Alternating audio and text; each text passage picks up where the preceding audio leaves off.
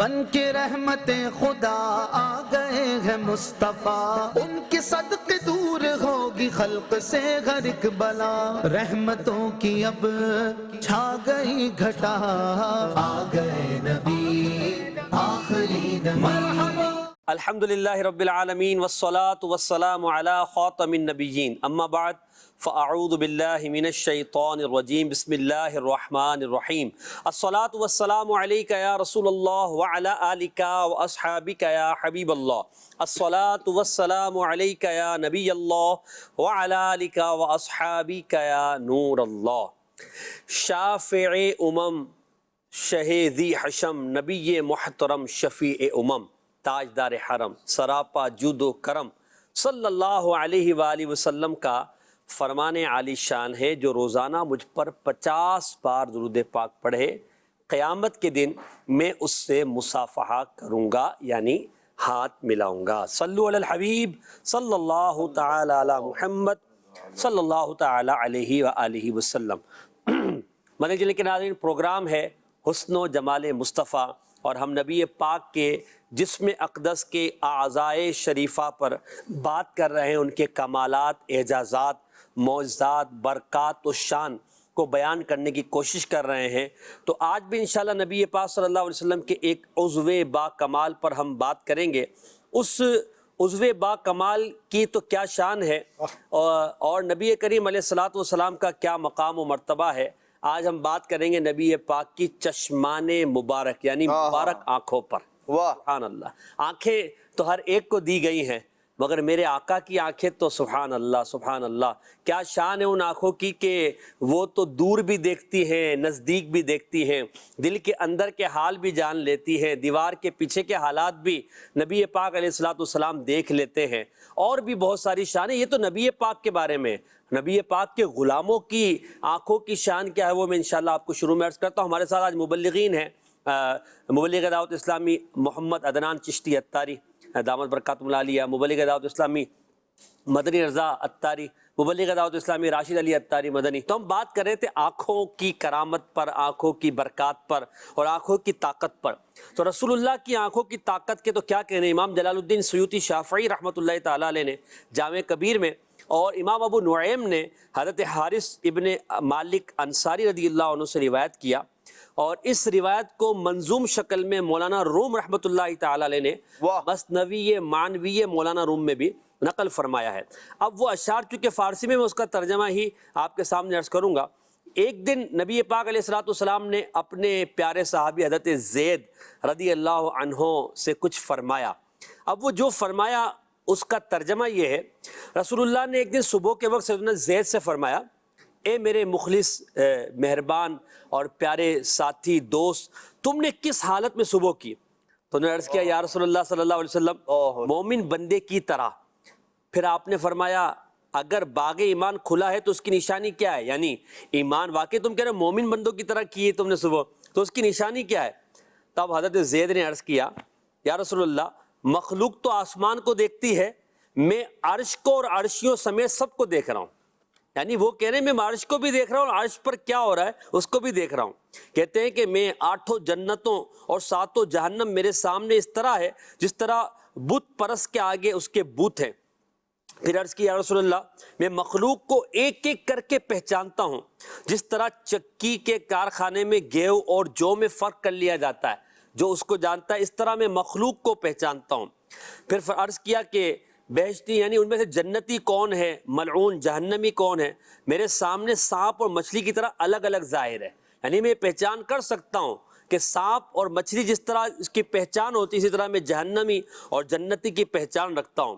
پھر عرض کیا، میرے یہ کان دوزخیوں کی ہائے ہائے کی آواز اور رونے چلانے اور ہائے افسوس کے نعرے سے بہرے ہو گئے ہیں، اور یا رسول اللہ، میں حشر کے حالات کو بھید کہہ ڈالوں، یعنی اس کے حالات بتا دوں، آج ہی جہاں میں سب راز ظاہر کر دوں؟ ہاں فرمائیے، سب کچھ کہہ ڈالوں، یعنی نبی پاک سے اجازت چاہ رہے ہیں، یا چپ رہوں؟ تو جناب مصطفیٰ صلی اللہ علیہ وسلم نے جواب میں اپنے لب مبارک یعنی دانتوں میں یوں چبایا، مراد یہ تھی کہ اب چپ رہو، اس سے آگے کچھ نہ بولو۔ اب آپ غور کریں، حضور کے غلام حضرت زید رضی اللہ تعالیٰ عنہ، نبی پاک کی صحبت کی برکت انہیں یہ حاصل ہوئی کہ وہ زمین پر بیٹھ کر عرش اور عرشیوں کے حالات کو دیکھ رہے ہیں، جنت کے طبقات کو دیکھ رہے ہیں، جہنم اور جہنم کے طبقات کو دیکھ رہے ہیں، محشر کے بپا ہونے کے حالات و واقعات کو دیکھ رہے ہیں، اور عرض کر رہے ہیں حضور سے کہ آپ چاہیں تو میں یہ لوگوں کو بتا دوں، مگر نبی پاک نے منع فرما دیا۔ جب خادم دربار رسالت کا یہ حال ہے تو خود مصطفیٰ جان رحمت کی پیاری پیاری آنکھوں کی کیا طاقت ہوگی، ان کا کیا کمال ہوگا، وہ کیوں نہ ہمارے دلوں کے حالات کو جانیں گے، وہ کیوں نہ اپنے غلاموں کے حالات کو جانیں گے، اور کیوں غلاموں کی مدد نہ فرمائیں گے۔ میرے آقا کی چشمان کرم یعنی مبارک آنکھوں کے بارے میں آج ہم نے جاننا ہے، سننا ہے اور اپنے عشق رسول کو بڑھانا ہے، تو آپ رہیں ہمارے ساتھ۔ حسن و جمال مصطفیٰ ہے، نبی پاک کی محبت کی باتیں ہیں، پیارے آقا کی پیاری آنکھیں، انشاءاللہ آج ان کے بارے میں، اور وہ نگاہ کرم ہم پہ پڑ جائے تو ہمارا تو بیڑا پار ہو جائے۔ ایک نگاہ ہے، تیری ایک نگاہ کی بات ہے، میری زندگی کا سوال ہے۔ اگر پڑھ دے یہ شعر، تمہاری ایک نگاہ کرم میں سب کچھ ہے، تمہاری ایک نگاہ کرم میں سب کچھ ہے، پڑے ہوئے تو سر گزار ہم بھی گئے، آقا پڑے ہوئے تو سر گزار ہم بھی گئے۔ تو اسی نگاہ عنایت کی آج انشاءاللہ ہم بات کریں گے، اور آپ کی کالز بھی شامل پروگرام کریں گے اپنے پروگرام کے طریقہ کار کے مطابق۔ آئیے شعر دیکھتے ہیں، اس شعر کے طرز میں سنیں گے نعت خواں سے، اور پھر اس کی انشاءاللہ عدنان چشتی بھائی کی طرف بڑھیں گے، کچھ وضاحت اور اس کے تحت احادیث کو سنیں گے۔ جی شعر دکھائیے۔ جس طرف اٹھ گئی دم میں دم آ گیا، اس نگاہ عنایت پہ لاکھوں سلام۔ جس طرف اٹھ گئی دم میں دم آ گیا، جس طرف اٹھ گئی دم میں دم آ گیا، اس نگاہ عنایت پہ لاکھوں سلام۔ سبحان اللہ۔ عدنان چشتی بھائی اعلیٰ حضرت کا شعر ہے، اس کے بارے میں کچھ وضاحت بھی فرما دیں۔ سبحان اللہ۔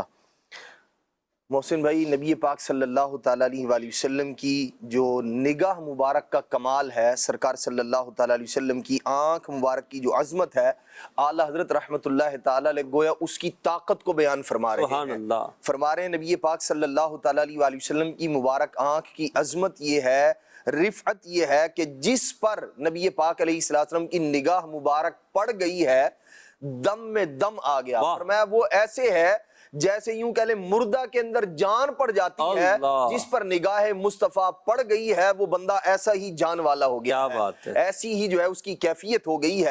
اور واقعی جب ہم دیکھتے ہیں نبی پاک صلی اللہ تعالیٰ علیہ وآلہ وسلم کی نگاہ مبارک جس پر پڑ گئی ہے، جس میں وہ آ گیا ہے، اگرچہ وہ چیز جاندار نہ ہو لیکن جانداروں والی کیفیات اس کے اندر پیدا ہوتی ہیں، اور اس پر ایک نہیں، جو جمادات سے تعلق رکھنے والے نبی پاک صلی اللہ تعالیٰ علیہ وآلہ وسلم کے مبارک معجزات ہیں، وہ پتھروں کا کلمہ پڑھنا ہو، نبی پاک علیہ السلام پر آپ کی رسالت کی گواہی دینا ہو، یا اسی طرح وہ کھجور کے خشک تنے کا نبی پاک علیہ السلام کے فراق میں مبتلا ہو کر رونا، گڑ گڑانا، پھر حضور کی شفقت کو پا لینا، یہ وہ نگاہ مصطفیٰ میں آیا تھا۔ اور نبی پاک علیہ السلام کی نگاہ مبارک پڑ گئی تو دم میں دم آ گیا، یعنی دنیا جہان میں لوگوں نے کبھی بے جان چیزوں کو یوں بلکتے ہوئے روتے ہوئے نہیں دیکھا۔ یہ نگاہ مصطفیٰ ہی کا کمال ہے کہ نبی پاک صلی اللہ تعالیٰ علیہ وآلہ وسلم کا جسم منور بھی اس کے ساتھ لگا اور حضور کی نگاہوں میں آ گیا۔ نگاہ میں آنا مطلب حضور کی توجہ میں آ گیا، اس نے حضور صلی اللہ تعالیٰ علیہ وآلہ وسلم کی توجہ کو پا لیا۔ اور آپ دیکھیے جب یہی توجہ نبی پاک صلی اللہ تعالیٰ علیہ وآلہ وسلم کی کسی پہاڑ پر پڑ جاتی ہے، اب وہ احد پہاڑ ہو، تو اللہ اکبر، اس کے اندر بھی جب وہ توجہ نبی پاک علیہ السلام کی پاتا ہے تو پھر نبی پاک علیہ السلام فرماتے ہیں یہ ہم سے محبت کرتا ہے. کیا بات ہے، کیا بات، دم میں دم آ گیا. جی بالکل، پہاڑ میں بھی دم آ گیا. بالکل ایسے ہی. آپ دیکھیے یہ وہ کیفیات ہیں جو جانداروں کی کیفیات ہیں. کسی سے محبت کرنا یہ یعنی اس سے دل، اس کا تعلق دل سے ہے، انسانی دل سے ہے. اور نبی پاک صلی اللہ تعالیٰ علیہ وآلہ وسلم احد پہاڑ کے بارے میں فرما رہے ہیں کہ یہ ہم سے محبت کرتا ہے، ہم اس سے محبت کرتے ہیں. کسی کا یہ کہنا کہ اللہ کے محبوب علیہ السلام سے میں محبت کرتا ہوں، یہ بھی بڑی سعادت مندی کی بات ہے. لیکن اس سے ایک درجہ اگلا ہے کہ اللہ کے محبوب علیہ السلام بھی فرما دیں کہ ہم بھی اس سے محبت کیا بات. اور احد پہاڑ کو یہ شرف حاصل ہے.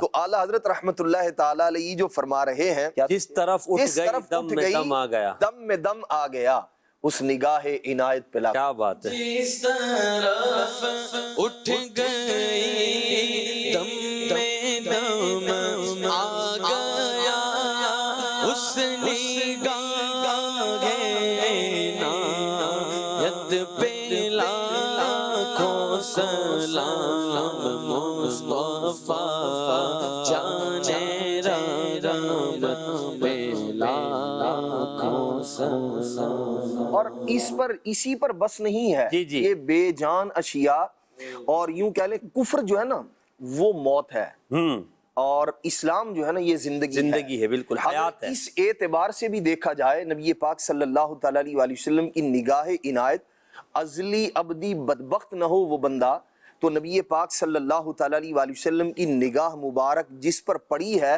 اللہ کے محبوب صلی اللہ تعالیٰ علیہ وآلہ وسلم نے اسے بے جان ہونے سے جاندار کر دیا. واہ واہ واہ، کفر سے اسے اسلام کی دولت عطا کر. کیا بات ہے. اور آپ دیکھیے بہت سارے نبی پاک علیہ السلام کے زمانے میں بہت سارے ایسے لوگ ہیں کہ اللہ کے پیارے محبوب صلی اللہ تعالیٰ علیہ وآلہ وسلم نے بعض لوگوں کے بارے میں، جیسے ایک صحابی کے بارے میں نبی پاک علیہ السلام نے فرمایا، اور اس سے پہلے حضرت اکرمہ رضی اللہ تعالیٰ عنہ، ان کے متعلق اسلام یہ وہ ہیں جن کا باپ ابو جہل ہے جی، لیکن نبی پاک صلی اللہ تعالیٰ علیہ وآلہ وسلم کی میٹھی نگاہ میں یہ آ گئے. اور اللہ کے پیارے محبوب صلی اللہ تعالیٰ علیہ وآلہ وسلم نے پھر آپ دیکھیے کہ یوں اسباب بھی اللہ کریم نے پیدا فرمائے اور معافی کا اعلان بھی ہوا ان کے لیے، پہلے سزا کا تھا. یہ سب کا سب وہ ہے کہ گویا دم میں دم آ گیا. اللہ کریم نے کفر کے بعد انہیں ایمان کی، اسلام کی دولت عطا کر دی. ایسے ہی نبی پاک صلی اللہ تعالیٰ علیہ وآلہ وسلم نے ایک بار نہیں ایک اور دو اور صحابہ کے بارے میں فرمایا. وہ ایک خاص پیچھے واقعہ تھا صحیح کہ ایک جو ہے وہ جنگ میں شہید ہو گئے اور ایک صحابی کے ہاتھوں شہید ہوئے. وہ ایسا تھا، یہ جو تھے صحابی کے ہاتھوں یوں کہ اس وقت انہوں نے ایمان قبول نہیں کیا تھا، کفار کی طرف سے لڑ رہے ہیں اور ادھر صحابہ کرام علیہ مردوان بعد میں وہ ایمان لے آئے. بعد میں وہ ایمان لے آئے. نبی پاک صلی اللہ تعالیٰ علیہ وسلم فرمائے میں یہ دیکھ رہا ہوں یہ دونوں بھائی ایک دوسرے کا ہاتھ پکڑ کے جنت کے اندر جا رہے ہیں. اللہ اکبر، اللہ اکبر. یہ نبی پاک صلی اللہ تعالیٰ علیہ وسلم کی نگاہ مبارک کا کمال ہے کہ اللہ کے پیارے محبوب صلی اللہ تعالیٰ علیہ وسلم جس جانب نگاہ فرما دیتے ہیں، جو میٹھی نگاہ میں آ گیا ہے وہ یوں کہہ لیں فیض پا گیا ہے اور کا بیڑا پار ہے. جب آ گئی ہے جوش رحمت پہ ان کی آنکھیں، جب آ گئی ہے جوش رحمت پہ ان کی آنکھیں، جلتے بجھا دیے گئے میرے آقا نے، جلتے بجھا دیے گئے اور روتے ہنسا دیے ہیں ان کی مگن دل کے.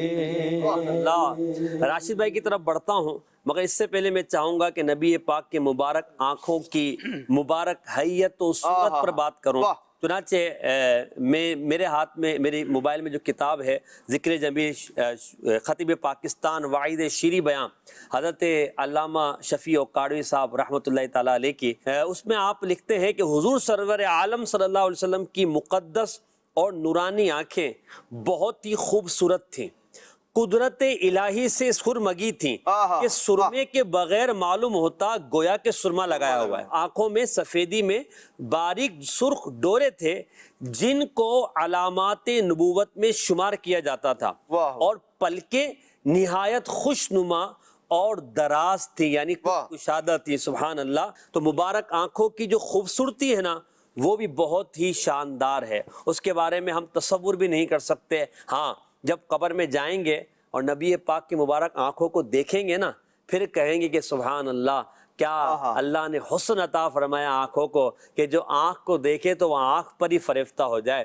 پلک کو دیکھے تو پلک پر فریفتہ ہو جائے، ابرو کو دیکھے تو ابرو پر فریفتہ ہو جائے، پیارے آقا کی آنکھ مبارک کی سفیدی کو دیکھے تو اس پر فریفتہ ہو جائے، آنکھ مبارک کی جو اندر کی جو وہ گٹلی جسے ہم کہتے ہیں اس کو دیکھے تو اس پر فریفتہ ہو جائے۔ میرے آقا علیہ السلام کی آنکھ کی تو کیا شان ہے۔ بڑھتے ہیں راشد بھائی کی طرف۔ راشد بھائی کیا کہتے ہیں نبی پاک کی مبارک آنکھوں کے تعلق سے؟ سبحان اللہ۔ نبی کریم رؤوف الرحیم صلی اللہ تعالی علیہ وسلم کی مبارک آنکھوں کا ایک تو ظاہری حسن و جمال ہے جو آپ نے بیان فرمایا ہے، اور ایک یہ ہے کہ معنوی اعتبار سے بھی دیکھا جائے تو رب تبارک و تعالیٰ نے اپنے محبوب علیہ السلام کی مبارک نگاہوں میں جو بصارت رکھی ہے، جو بینائی کی طاقت رکھی ہے، وہ اپنی مثال آپ۔ واہ واہ۔ یعنی انبیاء کرام کی جماعت میں بھی نبی کریم علیہ السلام کی بینائی جو ہے وہ ایک خاص امتیازی حیثیت رکھتی ہے۔ اللہ اس پر ویسے بیان کی جائیں تو بلا مبالغہ درجنوں روایات موجود ہیں، چند احادیث میں ذکر کروں گا۔ نبی کریم علیہ السلام کو اللہ تبارک و تعالیٰ نے یہ اعجاز اور کمال عطا فرمایا ہے کہ آپ علیہ السلام بیک وقت 6 جہاد، یعنی جو 6 ڈائریکشنز ہوتی ہیں، شش جہت، شش جہد جس کو کہا جاتا ہے، فارسی میں کہیں اور انگلش میں ڈائریکشن کہا جاتا ہے، تو جو 6 سمتیں ہوتی ہیں، اوپر نیچے آگے پیچھے دائیں بائیں، تو نبی کریم علیہ السلام بیک وقت 6 سمت اس طرح ملاحظہ فرماتے ہیں جس طرح ایک عام شخص جو ہے وہ اپنے سامنے کی سمت کو ملاحظہ کرتا ہے۔ اور اسی طرح پیارے آقا علیہ السلام کا رات کی تاریکی میں کسی چیز کو دیکھنا بالکل اسی طرح ہے جس طرح دن کے اجالے میں کسی چیز کو دیکھنا ہے، کیونکہ رب تبارک و تعالیٰ نے قرآن مجید برہان رشید میں سورہ نجم میں اپنے محبوب علیہ السلام کی بینائی کا ذکر فرمایا ہے کہ ما زاغ البصر وما طغى۔ جب نبی کریم علیہ السلام نے اپنے رب کا جلوہ دیکھا، خاص انوار و تجلیات کا جب آپ نے گویا کہ مشاہدہ کیا، تو اس وقت آپ علیہ السلام کی نگاہ نہ کہیں پھری نہ حد سے بڑی۔ ما زاغ البصر وما طغى کی شان ہے، اور پیارے آقا علیہ السلام کے لیے 6 ڈائریکشنز اس طرح ہیں جس طرح سامنے کی سمت ہوتی ہے، اور صبح و شام دیکھنے کی کیفیت یکساں ہے۔ امام علیہ سنت اس ساری کیفیت کو، ان تمام چیزوں کو ایک ہی شعر میں گویا کہ بیان فرماتے ہیں کہ شش جہت سمت مقابل، شب و روز ایک ہی حال۔ کیا بات۔ 6 ڈائریکشنز حضور کے لیے اس طرح ہیں، اس طرح سمت مقابل ہوتی ہے، سامنے والی سمت ہوتی ہے کہ انسان اپنے چہرے کی سیدھ میں جو سمت ہوتی ہے اس کو واضح طور پر بغیر کسی دشواری کے رکاوٹ کو دیکھتا ہے، اور شب و روز، صبح و شام سے اگرچہ عام لوگوں کی بینائی میں تو فرق آئے گا کہ دن میں جو نظر آتا ہے رات میں ویسا نظر نہیں آتا، رات میں دیکھنے کے لیے کسی شمع کی حد کم ہو جاتی ہے، کسی روشنی کی حاجت ہوگی، لیکن پیارے آقا علیہ السلام اس کائنات کی ظاہری تمام روشنیوں اور کمکموں سے بے نیاز ہے۔ شش جہت سمت مقابل، شب و روز ایک ہی حال، دھوم و نجم میں ہے آپ کی بینائی۔ کیا بات ہے، سبحان اللہ۔ شش جہت سمت مقابل، شب و روز ایک ہی حال، دھوم و نجم میں ہے آپ کی بینائی، دھوم و نجم میں ہے آپ کی بینائی، دھوم و نجم میں ہے آپ کی بینائی۔ میں نے ذکر کیا کہ پیارے آقا علیہ السلام 6 جہاد سے ملاحظہ فرماتے ہیں، اس پر کئی روایات موجود ہیں۔ بخاری شریف کی 2 احادیث میں پیش کروں گا جس میں نبی کریم علیہ السلام کی عظیم بصارت کا بیان موجود ہے، اور وہ بیان کرنے والی ذات خود ذات مصطفیٰ ہے۔ سبحان اللہ۔ جب محسن بھائی جو چیزیں دیکھنے والی ہوتی ہیں نا، ان کے لیے جسم ہونا، ایک ظاہری طور پر حسی ہونا یہ ضروری ہوتا ہے، یعنی جس کو ہم علمی اصطلاح میں کہیں مبصر، یعنی وہ چیز محسوس مبصر۔ ہاں، محسوس مبصر، یعنی جس کو آپ حواس خمسہ کے ذریعے پہچان سکتے ہیں اور جس کو دیکھا جا سکتا ہے۔ ہر چیز نظر نہیں آتی، جیسے ہوا ہے، انسان کی روح ہے، یہ نظر آنے والی چیزیں نہیں ہیں، یہ غیر مبصر ہیں۔ تو نبی کریم علیہ السلام کو رب نے وہ بینائی عطا فرمائی ہے کہ نبی کریم علیہ السلام مبصر اور حسی چیزوں کو بھی ملاحظہ فرماتے ہیں، غیر مبصر اور غیر حسی چیزوں کو بھی ملاحظہ کرتے ہیں، یعنی عام مخلوق کی نگاہیں جس چیز کو نہیں دیکھ سکتی، ذات مصطفیٰ کو رب تبارک و تعالیٰ نے یہ کمال عطا فرمایا کہ حضور اس کو بھی ملاحظہ کرتے ہیں۔ جیسے کہ انسان جب نماز میں یا دعا میں رب تبارک و تعالیٰ کی بارگاہ کی طرف متوجہ ہوتا ہے تو دل میں ایک رقت کی، خوف کی، ایک عاجزی کی کیفیت پیدا ہوتی ہے، جس کو عاجزی کہا جاتا ہے، خشوع کہا جاتا ہے اس کو۔ تو خشوع جو ہوتا ہے اس کا تعلق دل کی ایک باطنی کیفیت سے ہے، اور خشوع وہ شے ہے جو آنکھوں سے دیکھی نہیں جا سکتی، غیر محسوس، غیر مبصر شے ہے۔ لیکن نبی کریم علیہ السلام اپنی بینائی کا بیان کرتے ہوئے فرماتے ہیں، یہ بخاری شریف کتاب الصلاۃ میں اور سیکوینس کے اعتبار سے حدیث نمبر، بخاری شریف کی حدیث نمبر 418 ہے۔ حضرت ابو ہریرہ رضی اللہ تعالیٰ عنہ بیان فرماتے ہیں کہ نبی کریم علیہ السلام نے ارشاد فرمایا، ہل ترون قبلتی ہا ہونا، کہ اے میرے صحابہ تم کیا یہ سمجھتے ہو، یہ جانتے ہو کہ میں صرف سامنے کی طرف سے دیکھتا ہوں؟ فواللہ، اللہ کی قسم، اللہ کے محبوب اللہ کی قسم یاد فرما رہے ہیں اپنی بینائی کے بیان میں، کیا بات، فواللہ، اللہ کی قسم، ما یخفا علی خشوعکم ولا رکوعکم، ذات خدا کی قسم مجھ پر تمہارا نہ خضوع، نہ تمہارا رکوع اور نہ تمہارا خشوع کچھ بھی پوشیدہ نہیں ہے۔ یعنی نماز میں جو تمہاری ظاہری حیت ہے کہ رکوع کس انداز میں کرتے ہو، سجدے کس انداز میں کرتے ہو، یہ بھی میں اپنے پیٹھ پیچھے سے ملاحظہ کرتا ہوں، اور تمہارے دل میں دوران نماز جو کیفیت ہوتی ہے رب کی بارگاہ میں، ایک رقت والی، ایک عاجزی والی، خشوع والی، وہ بھی میں ملاحظہ کرتا ہوں۔ اور آگے ارشاد فرمایا کہ انی لأراکم من وراء ظہری، کہ بے شک میں تمہیں اپنی پیٹھ کے پیچھے سے ملاحظہ کرتا ہوں۔ اس حدیث پر اور اس طرح کی دیگر روایات پر علامہ کرمانی رحمۃ اللہ تعالیٰ علیہ نے ایک سوال قائم کیا کہ یہ جو چیز بیان کی گئی کہ پیارے آقا علیہ السلام نماز میں اپنے صحابہ کے خشوع اور رکوع کو ملاحظہ کرتے ہیں، تو یہ پیٹھ پیچھے سے دیکھنے کا جو معاملہ ہے صرف نماز کی حالت کے ساتھ خاص ہے یا بیرون نماز، نماز کے علاوہ بھی حضور علیہ السلام کا یہ کمال ہے؟ تو اس پر پھر علامہ کرمانی نے ذکر کیا کہ اس طرح کی روایات کے الفاظ کو دیکھا جائے تو الفاظ کا تقاضا یہی ہے کہ یہ عموم ہونا چاہیے، یعنی نماز کی حالت ہو یا غیر نماز ہو۔ اس پر امام بدر الدین عینی رحمۃ اللہ تعالیٰ نے عمدۃ القاری میں ذکر فرمایا، فرماتے قلت، میں یہ کہتا ہوں کہ نقل عن مجاہد، حضرت عبداللہ ابن عباس رضی اللہ تعالیٰ عنہما کے چہیتے شاگرد جو تقریباً 30 مرتبہ حضرت عبداللہ ابن عباس رضی اللہ تعالیٰ عنہما سے قرآن پڑھنے والے ہیں، سیکھنے والے ہیں، وہ امام مجاہد اور اعلیٰ حضرت اور دیگر محققین نے لکھا کہ امام مجاہد کی ہوئی تفسیر یہ حضرت عبداللہ ابن عباس کی ہوئی تفسیر کے قائم مقام سمجھی جاتی ہے، یعنی اتنے قریب کے شاگرد ہیں۔ امام مجاہد سے جو روایت منقول ہے تو علامہ عینی فرماتے انہو کان فی جمیع احوالہ، یہ نبی کریم علیہ السلام کی تمام حالتوں کو عام ہے، نماز ہو یا غیر نماز ہو ملاحظہ کرتے ہیں۔ اچھا، اس روایت میں، بخاری کی اس روایت میں ہوتا ہے کہ میں اپنی پیٹھ پیچھے سے ملاحظہ کرتا ہوں۔ بخاری کی دوسری روایت اور سیکوینس کے اعتبار سے حدیث نمبر 742 ہے، اس میں پیارے آقا علیہ السلام فرماتے اقیم الرکوع والسجود، اپنے رکوع اور سجدے جو ہے وہ قائم کرو، یعنی کہ درست انداز میں ادا کرو۔ فواللہ، اللہ کی قسم، انی لأراکم من بعدی، کہ میں اپنے بعد سے تمہیں دیکھتا ہوں۔ اب یہ لفظی ترجمہ میں نے کیا ہے، اب یہ بعد سے مراد کیا ہے اس کی تشریح کرتے ہوئے اور اس من بعدی کی ایک تفسیر بیان کرتے ہوئے امام بدر الدین عینی رحمۃ اللہ تعالیٰ علیہ عمدۃ القاری میں فرماتے ہیں یعنی من بعد وفاتہ، یعنی نبی کریم علیہ السلام کا یہ اپنی امت کو ملاحظہ کرنا صرف ظاہری حیات میں نہیں ہے، بعد وصال بھی ہے۔ تو حضور فرماتے ہیں کہ میں اپنے بعد وصال بھی تمہیں ملاحظہ کرتا ہوں۔ علامہ عینی اس کی تشریح کرتے ہوئے فرماتے ہیں کہ یعنی ان اعمال الامتی تورد علیہ، کہ نبی کریم علیہ السلام پر آپ کی امت کے اعمال پیش کیے جاتے ہیں۔ سبحان اللہ، کیا بات ہے۔ عرش پر ہے تیری گزر، دل فرش پر ہے تیری نظر،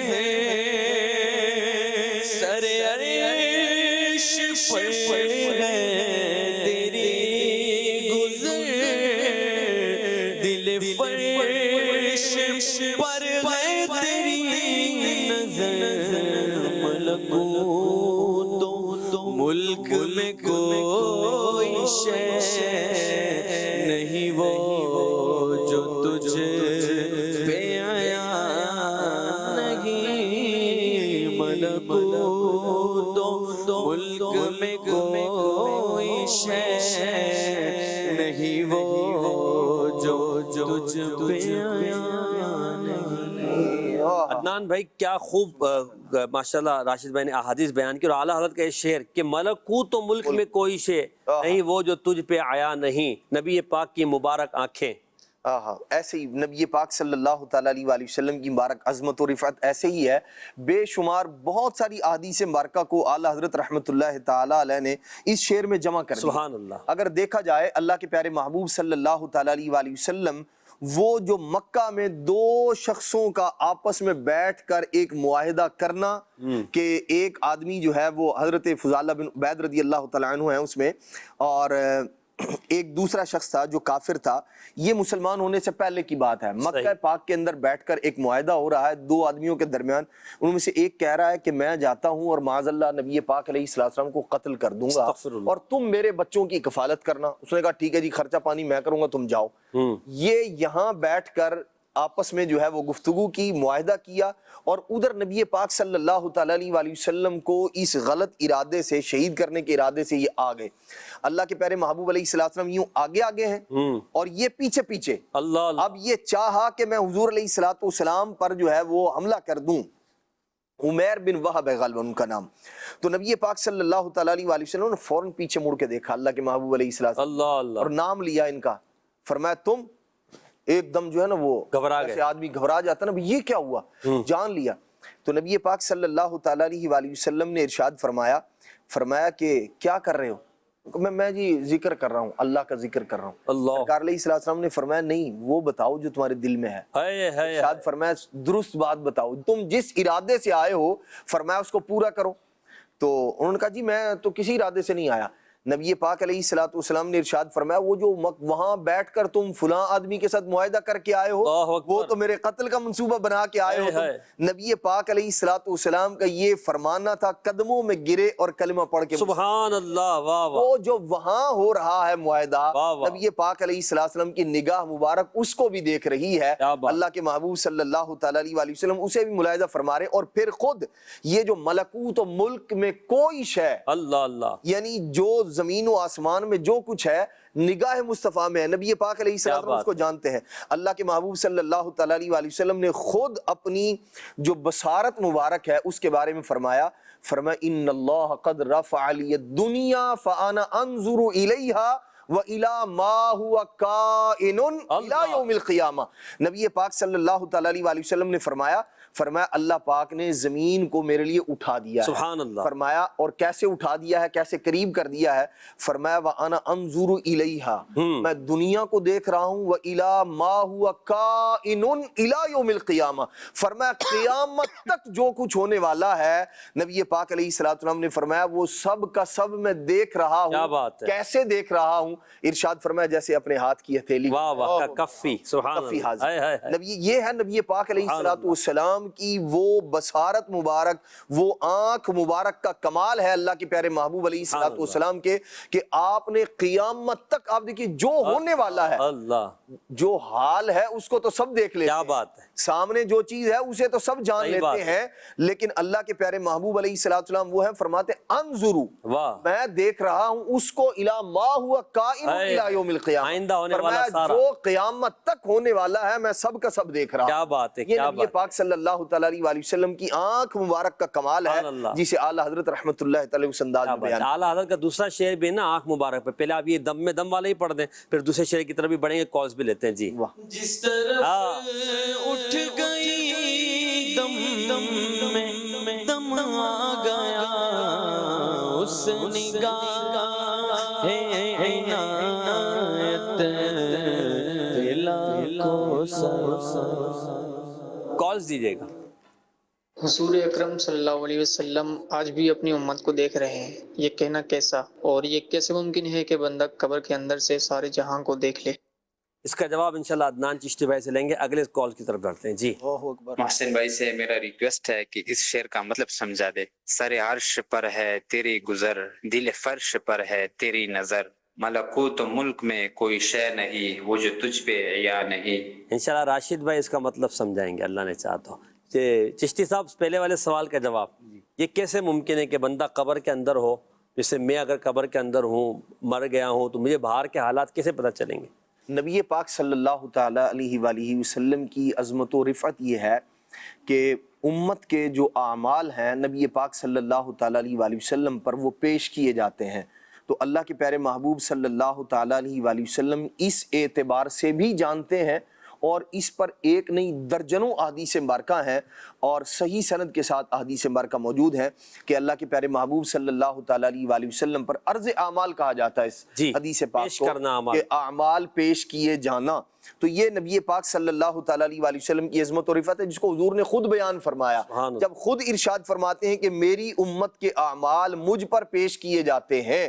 اور دوسری حدیث پاک میں نبی پاک علیہ السلام نے فرمایا، بڑی مشہور حدیث پاک ہے، فرمایا حیاتی خیر لکم و مماتی خیر لکم، اور پھر آگے نبی پاک علیہ السلام نے ارشاد فرمایا کہ جب اپنی امت کی نیکیاں دیکھتا ہوں، نیک اعمال دیکھتا ہوں، ارشاد فرمایا میں اللہ کا شکر ادا کرتا ہوں، اور جب ان کے گناہ دیکھتا ہوں، سیئات دیکھتا ہوں، تو ان کے لیے استغفار کرتا ہوں۔ تو یہ نبی پاک علیہ السلام نے خود ارشاد فرما دیا، خود بتا دیا کہ اللہ تبارک تعالیٰ نے مجھے یہ عظمت و رفعت عطا کی ہے، اور یہ ایسا نہیں ہے کہ صرف حیات مبارک کے ساتھ خاص ہے، بلکہ قیامت تک نبی پاک صلی اللہ تعالیٰ علیہ وآلہ وسلم کو اللہ کریم نے یہ عظمت و رفعت عطا کی ہے۔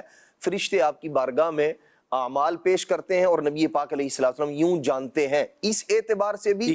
اور اگر وہ جو دوسرے حدیث پاک جو میں نے پہلے پڑھی، نبی پاک علیہ السلام نے خود اپنی نگاہ مبارک کا فرمایا میں دیکھتا ہوں انظرو، اور پھر کب تک دیکھتا ہوں، فرمایا قیامت تک جو کچھ ہونے والا ہے وہ سب کا سب دیکھ رہا ہوں۔ تو یہ وہ بات ہے جو اللہ کے محبوب علیہ السلام خود اپنے لیے بیان کر چکے، تو اس کے لیے کسی قسم کی تعویل کی یا اس طرح کے کسی قیاس وغیرہ کی ضرورت نہیں، یہ تو نص میں صراحتاً حضور علیہ السلام۔ یہاں پھر اعلیٰ حضرت کے وہ شعر پہ ہم اتفاق کرتے ہیں، تو زندہ ہے واللہ، تو زندہ ہے واللہ، تو زندہ جو ہے وہ دیکھ بھی رہا ہے، سن بھی رہا ہے اور جواب بھی دے رہا ہے۔ وہ انا ارسلنا کا شاہد و مبشر و نذیر والی جو آیت مبارک ہے، شاہد کو اگر ہم دیکھیں تو شاہد کا معنی ہی جو ہے وہ اس وقت کامل ہوگا کہ جو دیکھ سکتا ہو، جو اس کی گواہی دینے کے لیے دیکھنا، اور یہ ساری چیزیں ضروری ہیں۔ تو ہم یہ جو دلائل حاضر و ناظر پر دیے جاتے ہیں وہ یہ ساری چیزیں اسی پر شامل ہیں۔ نبی پاک اپنی قبر انور میں حیات ہیں، جب حیات ہیں تو یہ معاملہ تو یہی بات ختم ہو گئی، جب حیات ہیں تو ہمیں دیکھ بھی رہے ہیں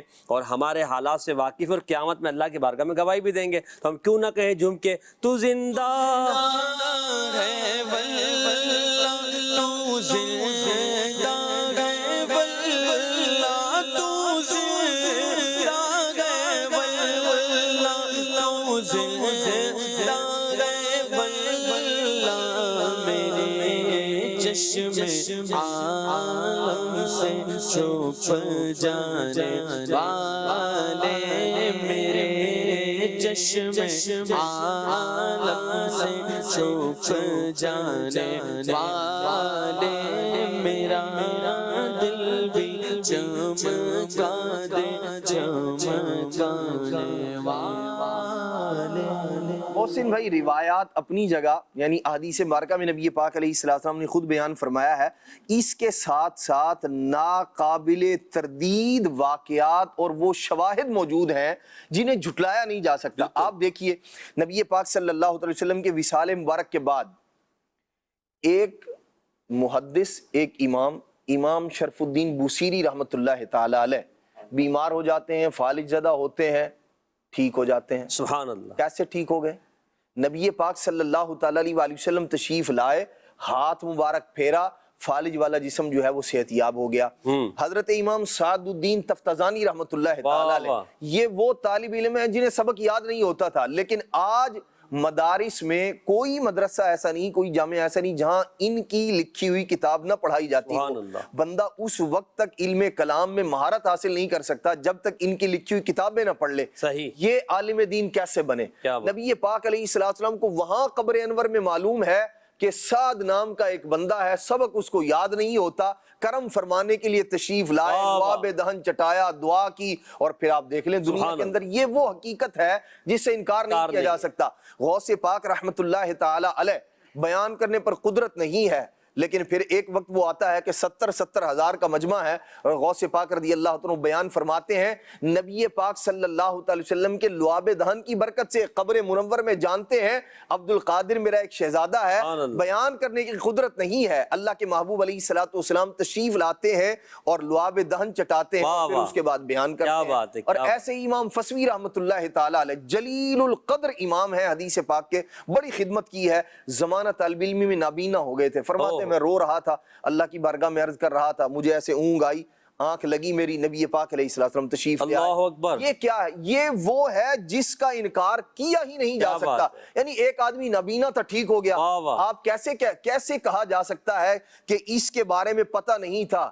انہیں معلوم ہے، تشریف لائے ہیں، صحت یاب کر کے واپس تشریف۔ کیا بات ہے، سبحان اللہ۔ طرف اٹھ گئی دم میں دم آ گیا، جس طرف اٹھ گئی دم میں دم آ گیا، اس نگاہ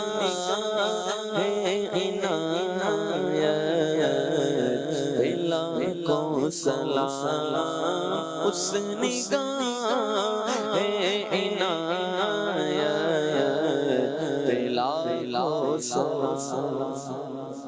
جی راشد بھائی، شعر کی وضاحت اور اس کے ضمن میں کچھ گفتگو۔ جی کالر کا ایک جملہ تھا، وہ بظاہر دیکھنے میں بڑا مشکل ہے، مشکل لگ رہا تھا، اور ایسا لگ رہا تھا کہ بندہ لاجواب ہو جائے کہ قبر کے اندر سے کوئی باہر کیسے دیکھ سکتا ہے؟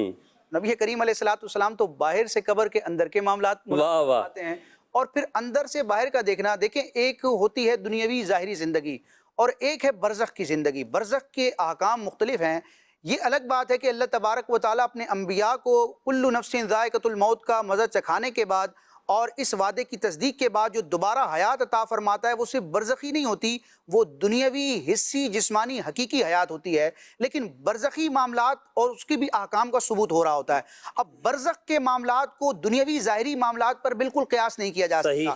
آج کسی ساؤنڈ پروف کمرے میں کوئی بند ہو اور باہر خدا نہ خواستہ کوئی دھماکہ بھی ہو جائے تو اندر شاید بندے کو محسوس نہ ہو، یا ہلکی سی اس کو ایک آہٹ سی محسوس ہوگی، لیکن مرنے کے بعد انسان کے جو ادراک اور احساسات ہوتے ہیں ایک عام شخص کے، وہ بھی بڑھ جاتے ہیں۔ اور انبیاء کرام کی عظمت و شان تو اعلیٰ ہے، وہ تو ہمیشہ کی حیات کے ساتھ رب تبارک و تعالیٰ کے کرم سے متصف ہوتے ہیں اپنے مزارات میں بھی۔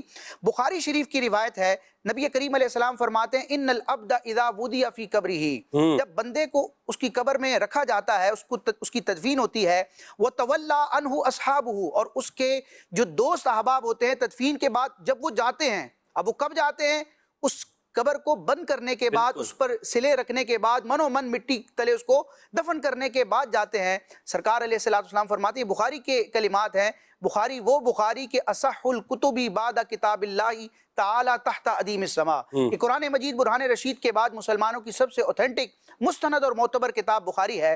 تو پیارے آقا علیہ السلام فرماتے کہ جب بندے کو قبر میں رکھا جاتا ہے اور اس کے ساتھی پلٹتے ہیں، وَإِنَّهُ لَيَسْمَعُ قَرْعَ عَالِهِمْ، تو وہ میت، وہ مردہ، اگرچہ وہ عام شخص ہو، اگرچہ وہ گناہ گار ہو، اس کی کوئی تخصیص نہیں ہے کہ یہ صرف نیک ولی کے ساتھ خاص ہے، لفظ اب ذکر کیا گیا، تو مرنے والا جو ہے وہ جانے والوں کے جوتوں کی آہٹ کو سنتا ہے۔ تو جو رب تبارک و تعالیٰ ایک عام بندے کو مرنے کے بعد اتنی سماعت دے سکتا ہے، تو وہ رب تبارک و تعالیٰ یقیناً اس بات پر قادر ہے کہ اپنے محبوب علیہ السلام کو مزار اقدس میں وہ بنائی عطا فرمائے کہ آپ ملاحظہ کریں۔ اچھا، یہ ہے کہ قبر سے کہ اندر سے باہر کا ملاحظہ کرنا، حضور علیہ السلام تو باہر سے قبر کے معاملات کا مشاہدہ کرتے ہیں۔ ایسی کئی روایات ہیں، ایک روایت میں ذکر کروں گا جس کے تحت وہ اعلیٰ کے شعر کی بھی تشریح ہو جائے گی کہ سر عرش پر ہے تیری گزر، یعنی یہ جو اعلیٰ حضرت امام علیہ سنت کے شعر کا پہلا مصرع، اس میں دونوں معراج کی دو عظیم خصوصیات کا بیان ہے کہ رب تبارک و تعالیٰ نے معراج کی رات اپنے محبوب علیہ السلام کو عرش اعظم کی بھی سیر کرائی، عرش اعظم سے بھی ورا لا مکان تک پہنچایا،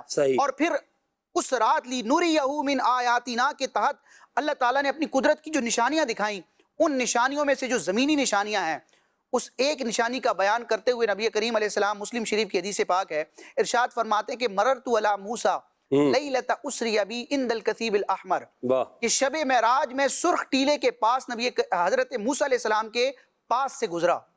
اچھا، رات کون سی ہے؟ ایک محقق قول کے مطابق 27ویں شب ہے. ٹھیک ہے. 27ویں شب میں چاند کی چاندنی نہیں ہوتی, چاند بظاہر مطلع سے غائب ہوتا ہے, صحیح. اندھیرا ہے رات کا, 27ویں شب ہے. نبی کریم علیہ السلام یہ بھی ملاحظہ کر رہے ہیں کہ ایک ٹیلا ہے, ٹیلا بھی سرخ رنگ کا ہے, واہ واہ اور اس ٹیلے کے پاس ایک قبر ہے, واہ. اور قبر کس کی ہے؟ حضرت موسیٰ علیہ السلام. واہ واہ. پھر نبی کریم علیہ السلام فرماتے ہیں وَهُوَ قَائِمٌ يُصَلِّي فِي قَبْرِهِ, اللہ اللہ. موسیٰ علیہ السلام اپنی قبر میں کھڑے ہو کر نماز ادا فرما رہے ہیں. تو یہ نبی کریم علیہ السلام کا کمال ہے کہ عالم ظاہر, عالم شہادت میں رہتے ہوئے عالم برزخ اور عالم غیب کے معاملات کا مشاہدہ فرماتے ہیں, زمین کے اوپر سے زمین کے اندر کے معاملات کا ملاحظہ کرتے ہیں, اور پھر اسی رات آپ لامقام میں پہنچتے ہیں, رب کا قرب خاص پاتے ہیں, جس پر امام اہل سنت کا پورا رسالہ موجود ہے, منبہ المنیا بوصول الحبیب الی العرش والرؤیا. تو امام اہل سنت فرماتے ہیں یا رسول اللہ, سر عرش پر ہے تیری واہ واہ. دل فرش پر ہے تیری نظر, ہائے ہائے. ملکوت و ملک میں کوئی شے نہیں وہ جو تجھ پہ عیاں نہیں. آہا. یعنی کائنات میں جو کچھ ہے رب تبارک و تعالیٰ نے اپنے محبوب کے لیے بالکل واضح فرما دیا. صحیح مسلم شریف کی حدیث پاک میں یہاں ذکر کروں گا, پیارے آقا علیہ السلام فرماتے ہیں ان اللہ زوالی الارض فرأیت مشارقها و مغاربها, بے شک اللہ تعالیٰ نے زمین کو میرے لیے اٹھا دیا, میں نے زمین کے مشرق و مغرب کو دیکھا. کیا بات ہے, سبحان اللہ. سر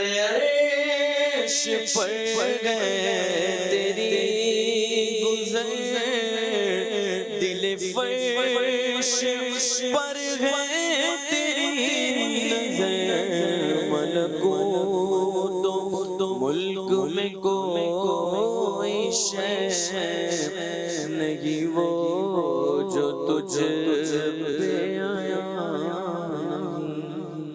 ٹائم تیزی سے گزر رہا ہے, دو شعر بھی ہمیں ان کی بھی وضاحت کرنی, اس کے تحت گفتگو کرنی. ایک اور شعر دکھائیے گا. کس کو دیکھا یہ موسیٰ سے پوچھے کوئی, آنکھ والوں کی ہمت پہ لاکھوں سلام. کس کو دیکھا یہ موسیٰ سے پوچھے کوئی, کس کو دیکھا یہ موسیٰ سے پوچھے کوئی, کس کو دیکھا یہ موسیٰ سے پوچھے کوئی, آنکھ والوں کی ہمت پہ لاکھوں سلام, آنکھ والوں کی ہمت پہ لاکھوں سلام. عدنان بھائی, کس کو دیکھا اور کس نے دیکھا, کس کی آنکھ کی بات ہو رہی ہے؟ سبحان اللہ. نبی پاک صلی اللہ تعالیٰ علیہ وآلہ وسلم کی عظمت, رفعت اور ایک بہت بہترین اور پیارے عقیدے کی جانب اعلیٰ حضرت رحمۃ اللہ تعالیٰ علیہ جو ہے وہ اشارہ فرما رہے ہیں. اس کے اندر حضرت سیدنا موسیٰ علیہ نبینا علیہ السلام وہ ہیں, اللہ کریم کی بارگاہ میں آپ نے عرض کی کہ مولا میں تیرے دیدار کا شرف پانا چاہتا ہوں. صحیح. اور پھر ان کے ساتھ کیا ہوا, قرآن مجید میں اللہ کریم نے اس کو بیان فرمایا. اللہ تبارک تعالیٰ کے نور کی ایک تجلی ظاہر ہوئی, اور پھر حضرت سیدنا خر موسیٰ صاعقہ کے الفاظ ہیں, حضرت سیدنا موسیٰ علیہ نبینا علیہ السلام زمین پر تشریف لے آئے بے ہوش ہو کر. تو یہ حضرت سیدنا موسیٰ علیہ السلام کے ساتھ یہ معاملہ دیدار الہی کے وقت ان کے ساتھ جب انہوں نے اللہ کریم کی بارگاہ میں عرض کی تو یہ معاملہ ہوا. اعلیٰ حضرت رحمۃ اللہ تعالی ارشاد فرماتے ہیں کہ حضرت موسیٰ علیہ السلام سے کوئی بندہ سوال کرے, پوچھے کہ آپ نے کس کو دیکھا, اللہ تبارک تعالیٰ کے دیدار کا جو سوال کیا تھا تو آپ نے کس کو دیکھا. اچھا, یہاں ایک بات اور بھی ہے, یہ جو کچھ بھی معاملہ تھا نور کی ایک تجلی تھی اور موسیٰ علیہ السلام نے اس کو دیکھا, وہ جتنا آپ دیکھ پائے, اور اس کے بعد جو کیفیت ہے وہ یہ ہے خر موسیٰ صاعقہ.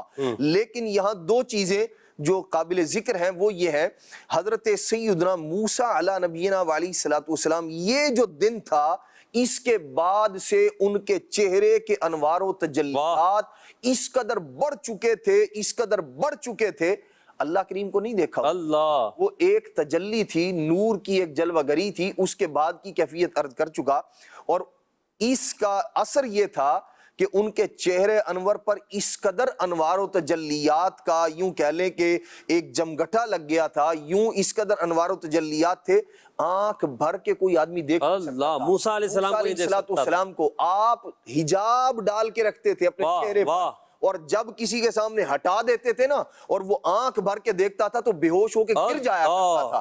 اس قدر انوار و تجلیات کی کثرت ہو گئی تھی. اور نگاہ مبارک کتنی تیز ہو گئی تھی, اسی ایک نور کے یوں کہہ لیں جلوہ گری سے اس کا جو حصہ آپ دیکھ پائے اس کی وجہ سے آنکھوں کی نظر بینائی اس قدر تیز ہو گئی تھی. 3 میل دور سے حضرت سیدنا, اور بعد میں 1 میل دور ہے کہ حضرت سیدنا موسیٰ علیہ السلام اندھیری رات میں کالی چٹان پر سیاہ چلنے والی چونٹی کو دیکھ لیا کرتے تھے اور اس کے چلنے کی آواز کو بھی سن لیا کرتے تھے. یہ حضرت سیدنا موسیٰ علیہ السلام کی نگاہ کا کمال تھا. اس نور کو دیکھنے کے بعد اعلیٰ حضرت فرماتے ہیں موسیٰ علیہ السلام سے کوئی پوچھے کس کو دیکھا ہے, موسیٰ سے پوچھے کوئی آنکھ والوں کی ہمت پہ لاکھوں سلام.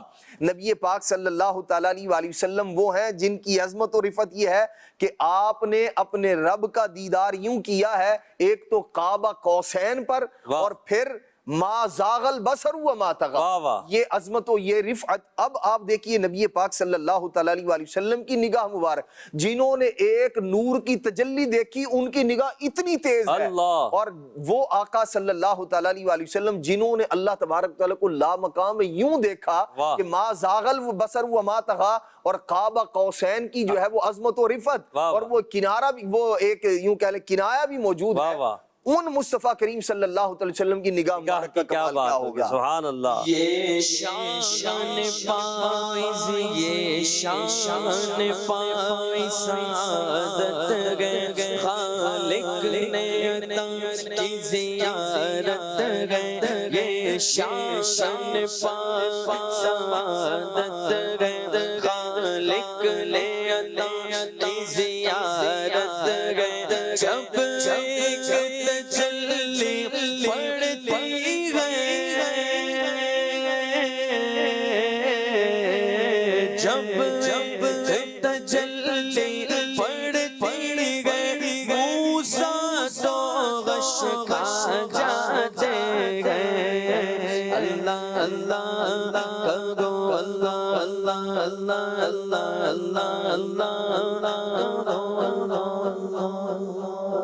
امام علیہ سنت کا جو شعر ہے اس کے 2 معنی سمجھ میں آتے ہیں. ایک تو ماشاءاللہ عدنان بھائی نے بیان کیا, دوسرا معنی جو شمس المصنفین مفتی فیض احمد اویسی رحمۃ اللہ تعالی علیہ نے ہدایت بخشش کی شرح الحقائق میں ذکر فرمایا, اس کو میں کنکلوڈ کر کے بیان کرتا ہوں.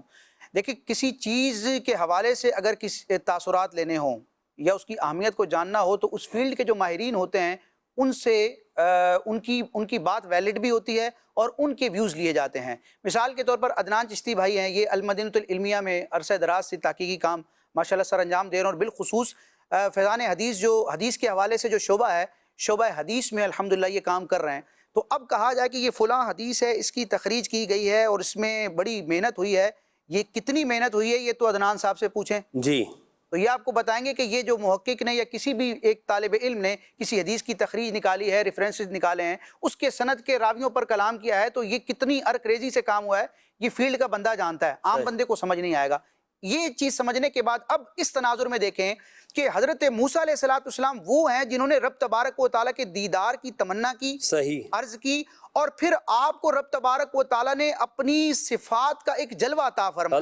یعنی یہاں پر علماء نے کلام کیا کہ وہ جو کوہ طور پر جلوہ تھا وہ اللہ تبارک و تعالیٰ کا صفاتی جلوہ تھا, جس کو دیکھنے کے بعد موسیٰ علیہ السلام جیسے جلیل القدر نبی جو ہیں وہ زمین پر تشریف لے آتے ہیں. لیکن اللہ تعالیٰ نے بغیر ظاہری مطالبے کے جو معراج کی رات اپنے محبوب کو دیدار کروایا تو وہ صفاتی جلوہ نہیں تھا, وہ نبی کریم علیہ السلام نے اپنے سر کی آنکھوں سے اپنے رب کی ذات کا, مطلب ذات الہی کا جلوہ دیکھا تھا, اور اس انداز میں دیکھا تھا کہ وہ دیکھنے کے بعد بھی ما زاغ البصر وما طغى. اب اس انداز میں دیکھیں کہ رب تبارک و تعالیٰ کا دیدار کرنا کتنا اہم معاملہ ہے, اور رب تبارک و تعالیٰ کا دیدار کر لینا مخلوق کے لیے یہ کتنا اہم ہے. یہ کوئی موسیٰ علیہ السلام سے پوچھے کہ جنہوں نے ایک تجلی دیکھی تھی تو آپ اس کی تاب نہ لا سکے. موسیٰ علیہ السلام اس اہمیت کا بیان کریں گے کہ معراج کی رات لا مقام ہے جو نبی کریم علیہ السلام نے سر کی آنکھوں سے اپنے رب کا دیدار کیا. یہ کتنا بڑا معجزہ ہے, کتنا بڑا کمال ہے. کس کو دیکھا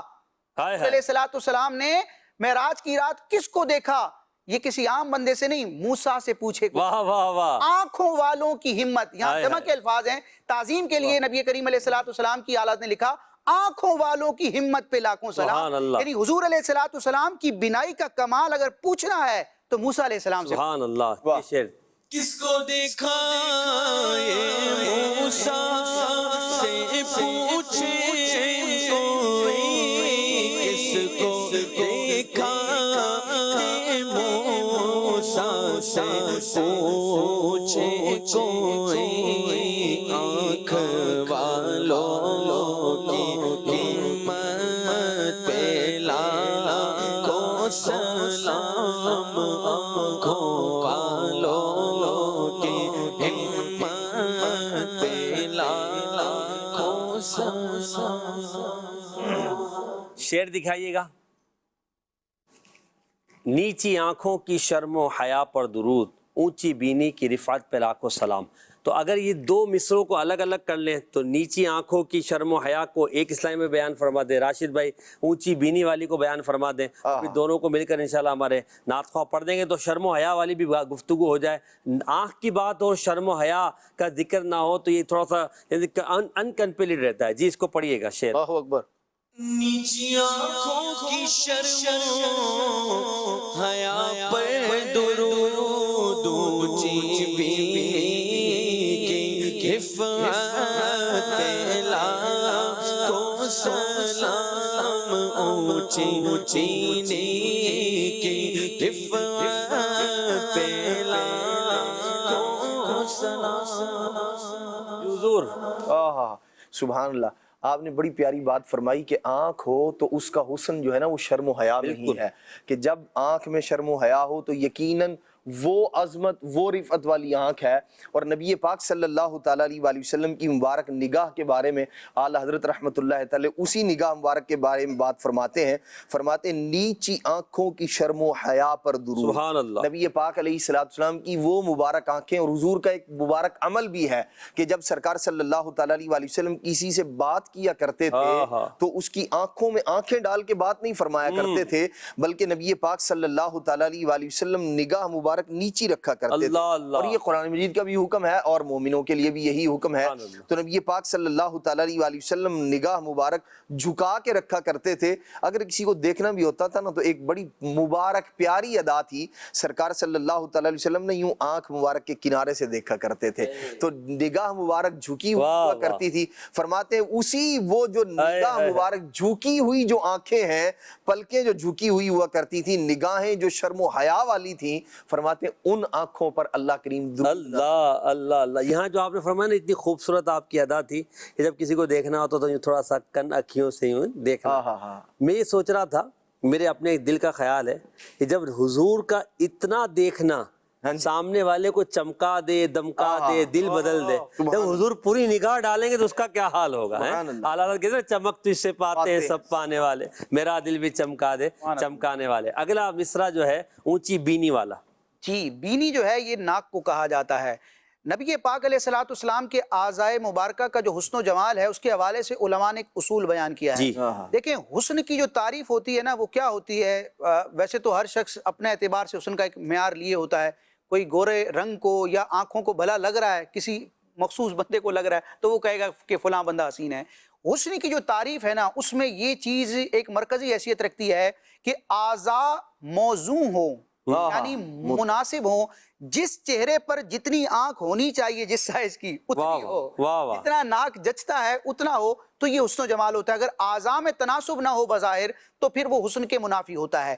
نبی کریم علیہ السلام کے سر سے پاؤں تک جتنے بھی اعضاء مبارکہ ہیں ان میں رب تبارک و تعالیٰ کی قدرت کا یہ گویا کہ خاص اہتمام ہے کہ آپ علیہ السلام کے تمام اعضاء مبارکہ موزوں تھے، یعنی حد اعتدال میں تھے۔ پیارے آقا علیہ السلام کا جو بینی مبارک تھی یعنی ناک مبارک تھی وہ بھی شاندار تھی، اور چہرے پر اس کا ایک اپنا حسن و جمال تھا، لیکن رب تبارک و تعالیٰ نے چونکہ پیارے آقا علیہ السلام کو نور بنایا، آپ کی حقیقت نور ہے، تو آپ علیہ السلام کے ظاہری اعضاء سے بھی اس انوار و تجلیات کا اظہار ہوتا تھا۔ جیسے کہ روایت ہم نے کل بھی ذکر کی تھی کہ نبی پاک علیہ السلام کے دندان مبارک سے نور کی شعائیں نکلتی تھی، تو قدرت الہی کی طرف سے رخ مصطفیٰ پر ایسی ایک چمک دمک اور آب و تاب تھی کہ نبی پاک علیہ الصلوۃ والسلام کی مبارک ناک پر ایک نور کا لمعہ تھا، واہ واہ، یعنی ایک گویا کہ نور کی شعاع تھی کیا بات، کہ اس کو جو بظاہر دیکھنے والا شاید یہ سمجھتا کہ ناک مبارک کچھ اونچی ہے، اللہ لیکن وہ نبی کریم علیہ الصلوۃ والسلام کے ناک مبارک پر جو چمکنے والی ایک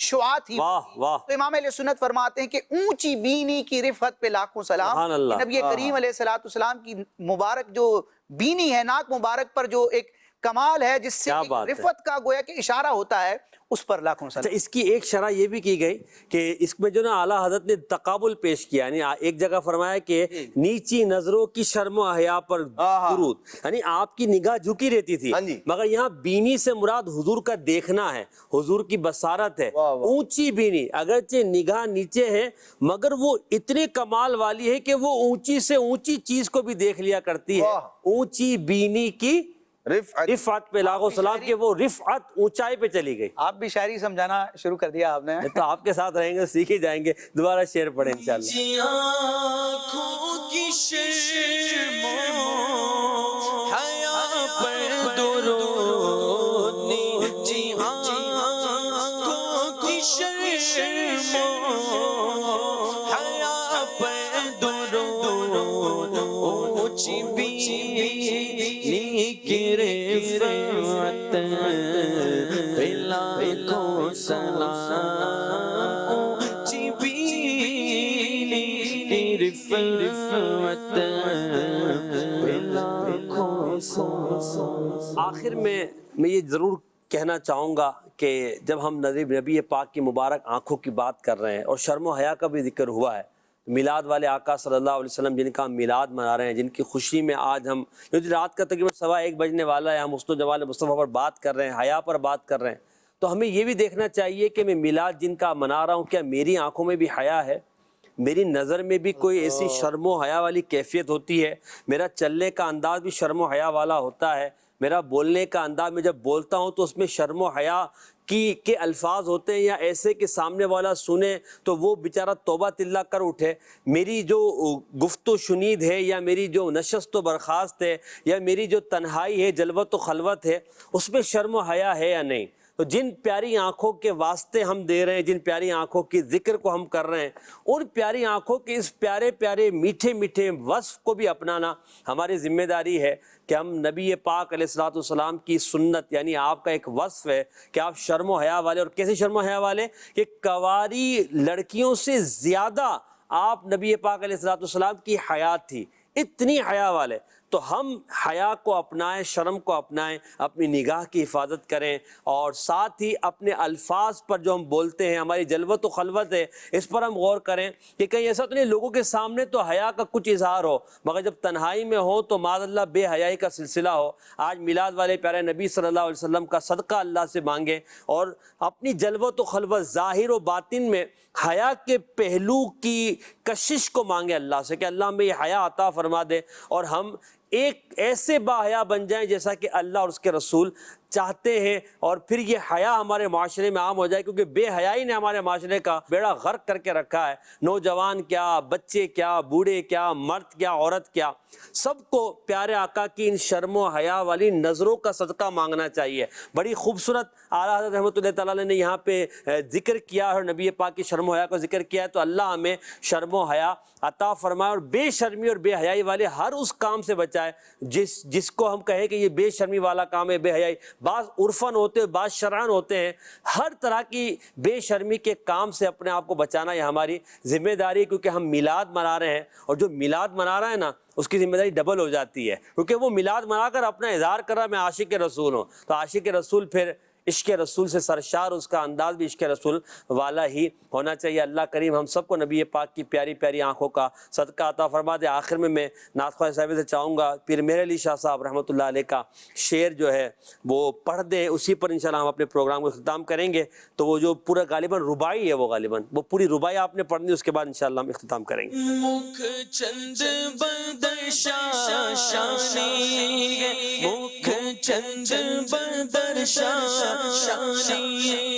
متھے چمکے لاٹ نورانی، متھے چمکے لاٹ نورانی، کالی زلف تے اکھ مستانی کالی زلف تے اکھ مستانی مخمور آنکھی گے نسبت بھریا مخمور آنکھی گے نسبت بھریا الجنینا لایا